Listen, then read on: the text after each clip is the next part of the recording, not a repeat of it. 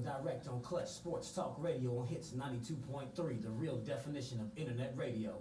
It's your boy, the host, Mr. Famous Fees. Yo, I got my man Gpap in the house with me tonight. Holla at him. This your boy Gpap from Gpapisports coming in. We here with it. Yes, sir. Hey, man. Last week was a little bit shaky. Ran out of time. Didn't even know what was going on. But hey, we got it all squared today. The music is good. We plugged in. About to get it in. I got more content than I got room to talk about. So, man, I ain't even gonna leave nothing on the table. First thing on the docket, I know y'all thought I was gonna come in and talk about the Patriots. Not yet. It ain't time. We have got to talk about this Georgia sports curse. I mean, it's one of the illest things I've ever seen. You know, we always clown because you're like, all right, you got the 28-3, and then Georgia turn around and they let Bama come back on them the same way the following year in the national championship game. But yo, this last week in Georgia sports has been real. Awful. I mean, it's been real. How real? Everybody saw what happened to the Braves. They lost to the Cardinals twice in a row. They lost once on the 7th. They lost 5-4. Not a bad showing. So, nobody was really mad at them about that. But then you lost the deciding game on the 9th, 13-1. They were down 10-0 at the end of the first inning. It was over after that. That should have been mercy rule. Like, over. Just go back to Little League. Y'all don't be playing no more. Like, 10 runs. The crowd was stunned. Yeah, like, get rid of them. You can't do it. Like, man, mercy rule them, get them out of there. So, now everybody, they all was sick about the Braves. Like, all right. Like, what about UGA? UGA is a title contender, number 3 team in the country. Lost to South Carolina. An unranked South Carolina team at that. You lost, they were favored by 24 points. And you lost. Disappointing. But you lost at home to South Carolina, 20-17. And they tried to lose it multiple times, actually. To a backup quarterback. Man, that was pathetic, man. Like, now what are you going to do? Because you still got LSU on your schedule. You still got to, I don't know if they play LSU, actually. I know they got to play Florida. Florida and Auburn. Yeah.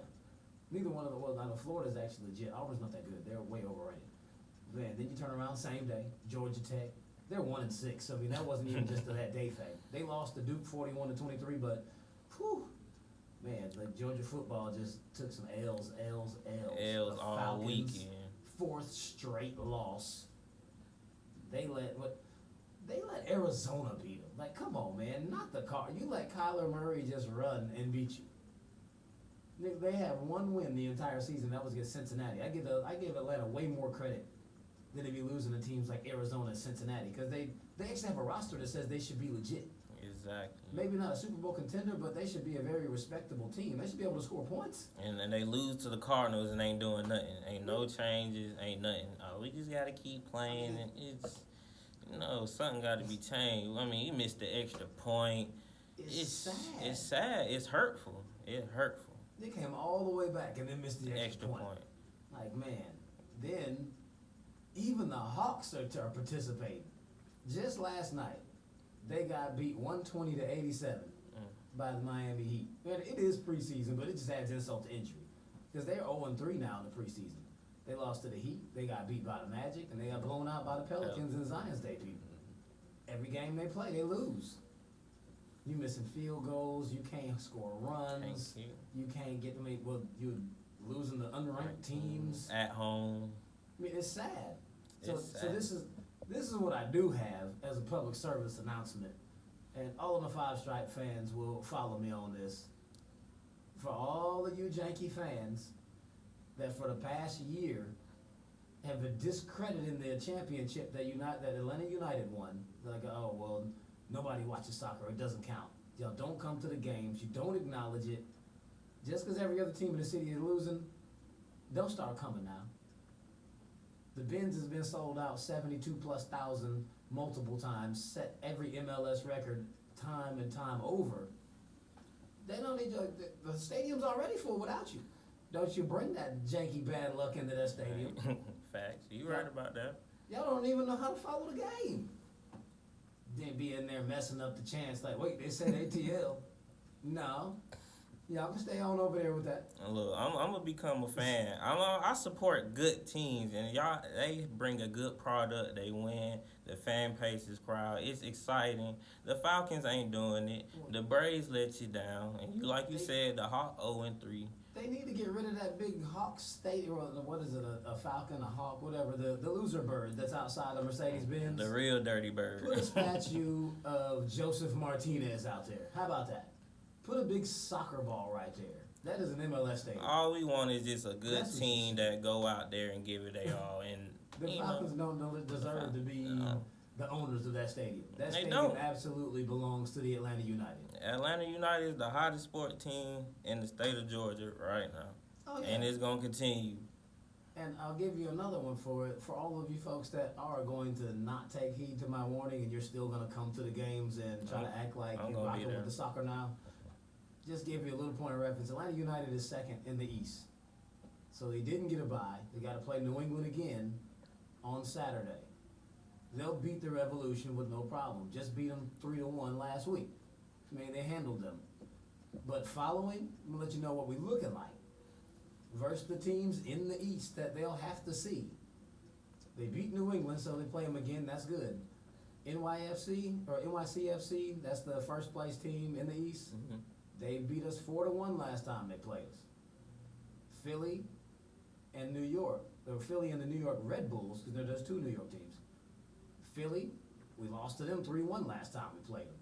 The New York Red Bulls tied them 3-3. And I tell you, the Red Bulls, Atlanta United has only actually beaten the Red Bulls outright once in the 3 years they've had a team.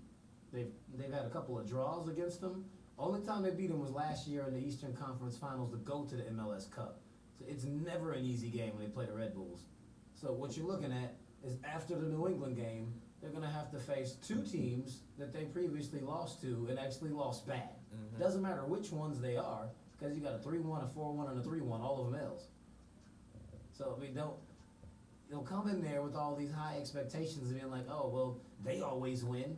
It's like, hey, it's an uphill battle. That's why they're in the 2 spot. I mean, they did great this year to get back into the 2 spot. Because if you will remember, at the beginning of the season, when they had the new manager, Frank DeBoer, and everybody's like, oh, Miguel Almiron is gone, or Almiron is gone. They're like, oh, well, they don't look the same. It's because they were playing a different brand of soccer to get used to a new manager and losing your second best player. Mm-hmm. They brought in Pity Martinez, and Frank's, he had to give in on his philosophy a little bit. So they met in the middle. They finally figured it out. They caught stride. Then Joseph had an injury. Because one of those games, Martinez didn't play in. So, I mean, you can always factor that in. When he doesn't play, teams play against the United different. So you got to really put that in, keep that in mind. But even having said that, if the United goes to the second or the third round, or they make it back to the championship and don't win it, it's not a Georgia Kirsch type thing. It's been a rough season where they actually turned it around and still stuck it out, and they're looking good. I'm here to say, win, lose, or draw, they still have my support, and Atlanta United is still the hottest team in the state of Georgia. Yeah, I mean, even on that, like the teams in the West. Last time we played LAFC. Now, LAFC is first place in the entire MLS, so anyone who plays against them is going to play in LA. So they beat us 4-3 last time we played them. Good match, but they were absolutely just the better team. I mean, you could see it. Yeah. They were up 4-1 in that match. Atlanta came back and made it look respectable, but it was just like one of those, like, whoa, they just scored 3 goals in like 15 minutes. Like, what's happening? Going crazy. Are they really that good? Yeah, so I mean, that's the only team I would be like, oh man, this is going to be rough to play them. But they lost to Seattle the last time they played them. They're in the number 2 spot in the West. They beat the LA Galaxy, but Ibrahimovic didn't play, nor did their other 2 best players. So, I mean, they really beat the Galaxy representatives. Mm-hmm. So, I mean, it's going to be rough. Outside of the New England game this weekend, every game that they play is going to be against a team that is very formidable and that has tasted success against them. So, they're going to have to come with it. And it's single elimination. They're not going on the aggregate off 2 games anymore. So, I mean, you got to bring it each time. It's like the NFL now. You win or you go home. Then what happens when you become champions, it get harder for, our other teams wouldn't know that because we're not champions right now. No defeats. Well, they changed the playoff rules for the MLS this season, too. They weren't like that last year. It's all good, though. So, I mean, now that y'all have gotten y'all brief education in the 5 stripes, I'm going to cover everything else before NFL today because there's so much. If I start talking about football, about the NFL, not just football, if I start talking about that, we won't cover anything else. So then I can skip some of the NFL games. All of them went good. But, so check it out now. I'll go to college football real quick. So, there's not always everything out there worth mentioning. We already talked about UGA, so we could skip that. Mm-hmm. Oklahoma won a nail biter against Texas. Good that was game. a really good game. Good I actually game. thought Texas was going to win it. Remember, Yeah. a week ago I told you Texas was going to win it, and they should have won it. But hey, Oklahoma balled out. Jalen Hurts, he did his thing. I didn't think he was going to be able to hold up against them like that. I mean, Oklahoma's legit, and their new place in the polls reflects it. Yeah. Notre Dame and USC. I thought Notre Dame was actually going to run through USC, but as y'all all know, I've been telling y'all for years now that USC is about to fire Clay Helton, and Urban Meyer is going to be the new coach. He already lives in LA. He works for Fox Sports. He sits on a panel with Reggie Bush and Matt Leinart. Mm-hmm. Every week, they're recruiting. It only makes sense. He's not going to come back to a program where he can't come back and win championships, and that's what he does. Like, you won at Florida, then you won at Ohio State. So it's like, I did it in the South, did it in the North, time to go west. Where should you go west? Another challenge. SC. Mm-hmm. That's the logical choice. Like, y'all been thinking I was crazy, but now everybody's talking about it. Yeah. And I've been telling y'all this was going to happen for years. Yeah, that's going to be Before he something left serious. Ohio State, I told you he was leaving there and coming to SC after he takes a year off. So just stay tuned on that. Now, I was almost spot on with my prediction on that last game. I told you LSU was going to beat Florida by 17. They should have beat them by 21. But it was close, 42-28. They won by 2 touchdowns because Florida, they got lucky on so many occasions. They should have been blown out of that game. LSU, they couldn't start LSU. Couldn't start nothing. The run, the pass, Joe Burrow looking like the Heisman. Number one Yeah, Heisman candidate right now. The stats is staggering right now. The stats and the strength of schedule. Oh, yeah. You already smacked Texas and Florida. Nobody else has 2 top 10 teams on their resume. Facts. Especially not dominating them. But that's what the new top 10 And they looks got like. Bama in 2 weeks. That's gonna be In Tuscaloosa. That's gonna be the game of the year right there. I think LSU can do it. I'm convinced. I'm hard pressed. Just like I told you last week. I really think LSU is the best team in the country. I wouldn't have been mad if they had placed them at number 1 when they redid the polls. Alabama don't have teams like that on their resume. Exactly. And they the same conference. They haven't really played anybody yet. They haven't. They beat South Carolina. Ugh. But who else? Nobody. That's got to be the same rationale you gave for LSU jumping Clemson. If Clemson hadn't played anybody, only team Clemson played is who? Texas A&M. Same team Alabama played. If they don't count for Bama, why do they count for Clemson? They don't count for Clemson. Why do they count for Bama? Yeah. It's the same squad. I don't know. It'll play itself out though. So they have to play each other, so it doesn't even matter. Oh yeah, it's coming. Their offense is scary good. I've never seen an LSU offense put up points this way. They never had a quarterback like that. Never. Never. It's actually making it fun to watch. For the first time in like 3-4 years, you're like, hey, it's not just Bama and Clemson. It's like, no, LSU is real. Because LSU used to be in the mix, but we all knew what their problem was, the quarterback. Okay. And Oklahoma is not to be left out of this mix just yet because Jalen is balling. Jalen. You got to throw Ohio State in there. I like Haven't Ohio seen State. them play anyone yet, but they look good. I think they're going to do good. Oklahoma, they did their thing, so they've actually inserted themselves in there. But they got Ohio State ranked higher, so we'll see. You got to shout out CD Lamb. He was balling. They couldn't tackle him for nothing. Texas need to work on some tackling drills right now. Yeah, it's pretty bad. It's awful. Well, it was that bogus targeting call, too. Yeah. Branch shouldn't have been kicked out of the game. It qualified under the letter of the law for targeting, but what needs to happen is they need to separate the ejection from the actual targeting call. Yeah. The ejection needs to be subject to what they actually did. So, there wasn't.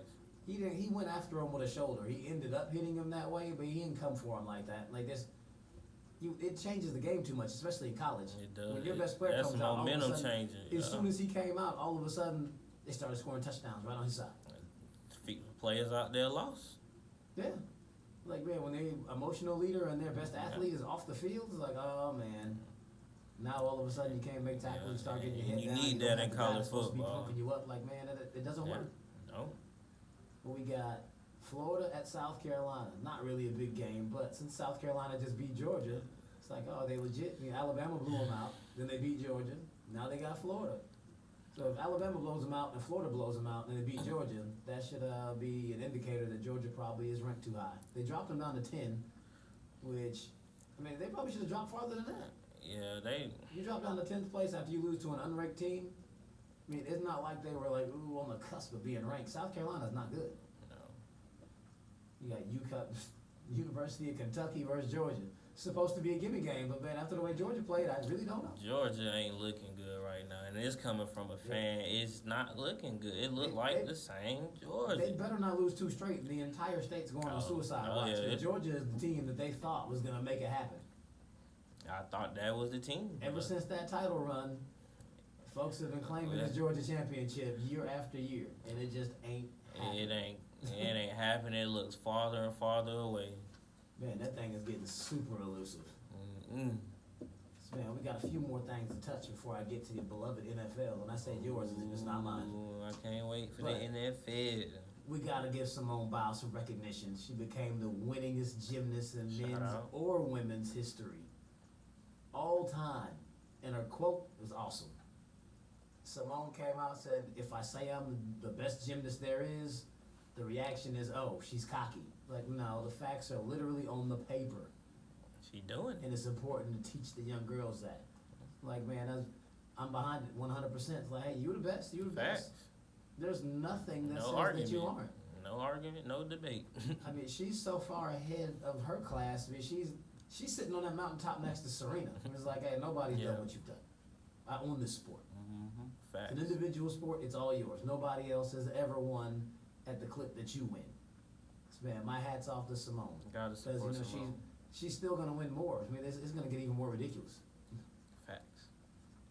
So, man, my last piece before we get to football. I know some of y'all are waiting on it, and some of y'all are going to trash your team, so just please stay tuned. We waiting on it. But, man, LeBron James is taking crazy heat for his response to the tweet by Daryl Morey. Now, Morey came out, tweeted something to the effect that he's supporting Hong Kong and their struggles. I mean, they got issues going on over there. I mean, these people are getting abused. Like, this is almost like the way you see like civil rights videos back in the 70s where folks were getting sprayed with water hoses and stuff. But all of that being said, how are you possibly on LeBron about this? The dude came out and was like, hey, he might be misinformed, because there's multiple reasons why he felt that way about it. He was in China when they made the tweets. It's like, hold up, we got a game.